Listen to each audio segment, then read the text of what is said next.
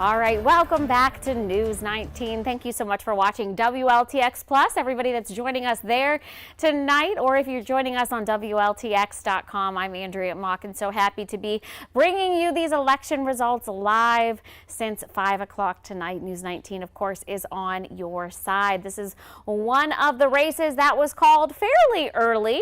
Our Congressman Joe Wilson spoke just a few moments ago. We want to go ahead and listen in on what he had to say about winning the 2nd District. Official recorder of precinct returns, Carol Davis, has just informed me that it appears that I have just been reelected to Congress. And so we're all going to have to go through some remarkable situations, and that is in the U.S. Senate, South Carolina is going to have two, not one, two chairmen. We're going to have very likely Lindsey Graham, chairman of Judiciary, and we have very hopefully Tim Scott to be chairman of the Banking Committee. And so South Carolina is going to be so well represented with the new Republican majority, and we're just so hopeful, and I believe sincerely, that Donald and Melania Trump will be the President and First Lady of the United States. And Joe Wilson speaking at the watch party next to his wife, Roxanne, their sons, their grandchildren. We are certainly glad he is feeling better. He did have a health scare earlier this year, and he didn't miss a beat. He was only out for maybe about a week, had a heart surgery, and is doing much better. He thanked everybody for their well wishes.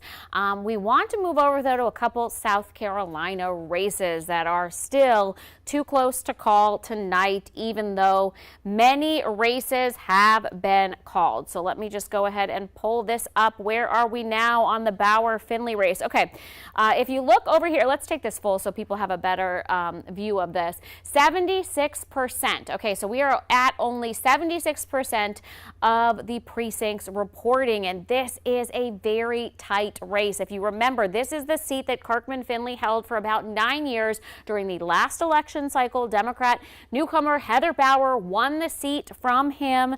She is pro-women's rights.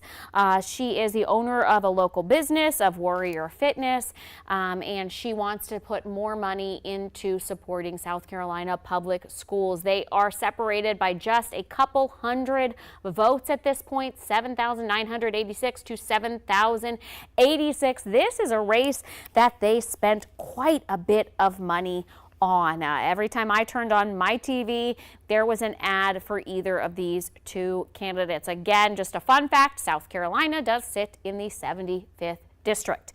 Another race I want to pull up. We're going to go over to the Senate side.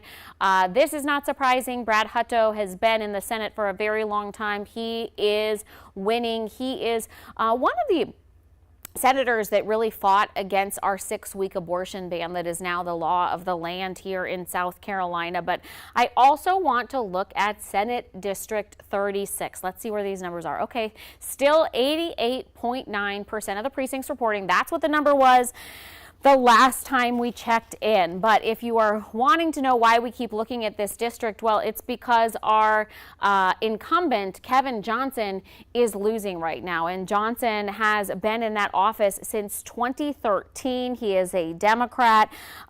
He is for raising the minimum wage and funding our public education. And he is losing to newcomer Jeffrey Zell. He is a retired United States Air Force officer. He wants to bring more economic development. This area, the District 36, covers Clarendon, Calhoun, Sumter, and Orangeburg counties, just to name a part of it. Zell is currently sitting on the Board of Trustees for Sumter School District. So again, the insiders were talking a little bit about how the population can shift. This was one of our areas, even though this is a red state, that was a blue dot on the map when we looked at things as a whole, District 36. So perhaps that is shifting just a bit. And you know what, just for the heck of it, let's look at how we did there. Okay.